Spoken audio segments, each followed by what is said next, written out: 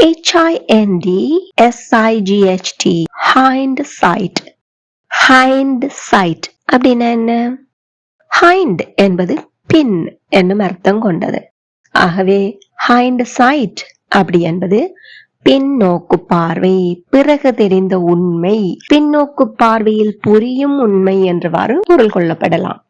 That means the realization of what should have been done or what went wrong, but only after the fact. ஏதோ ஒரு விடயம் நடைபெற்றது அல்லது நடைபெறவில்லை, அதனால் தான் இந்த விளைவு ஏற்பட்டுள்ளது என்பதை அல்லது இந்த விளைவு ஏற்படவில்லை என்பதை நாம் அறிந்து அது தொடர்பாக மனவருத்தப்பட்டு கொள்ளலை குறிக்கும். பொதுவாக நாம் in hindsight plus close என்றவாறோ with hindsight plus close என்றவாறோ இதனை பயன்படுத்துகின்றோம். வாருங்கள் உதாரண வாக்கியங்களை பார்ப்போம். பிறகு யோசிக்கும் போது நான் தேர்வுக்காக அதிகம் படிக்க வேண்டி இருந்தது என்பது தெளிவாக புரிந்தது. இப்ப நீங்க தேர்வுல ஏதோ விதத்தால 1 மார்க்ஸ்ல 2 மார்க்ஸ்ல குறைஞ்சிருக்கலாம். அப்ப அந்த நேரத்துல தான் யோசிக்கிறீங்க, என்னது தேர்வுக்காக வேண்டி நான் இன்னும் அதிகமா படிச்சிருக்க வேண்டும், படிக்காம விட்டுட்டேனே அப்படின்னு சொல்லி ரிக்ரெட் பண்ணி கொள்றீங்க, மன வருத்தப்பட்டு கொள்றீங்க. In hindsight, I should have studied hard for the exam.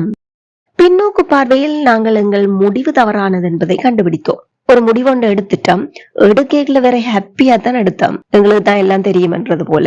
ஆனா பிறகுதான் நாங்க என்ன உணர்ந்து கொண்டோம், அது தவறானது என்பதை. With hindsight, we realized our decision was wrong. பின்னோக்கு பார்வையில் அந்த நிறுவனத்தில் முதலீடு செய்தது ஒரு தவறாக இருந்தது. ஒரு நிறுவனம் ஒன்று உங்களை முதலீடு செய்ய சொல்லி கேட்டாங்க, கேட்ட நீங்களும் அந்த நேரம் வேற ஹாப்பியா செய்துட்டீங்க.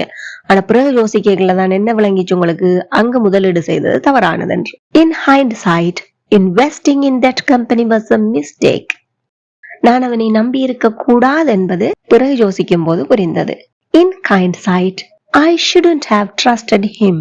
பின்னோக்கு பார்வையில் நாம் அந்த விபத்தை தவிர்த்திருக்கலாம் என்பது புரிந்தது. With hindsight, we could have prevented the accident.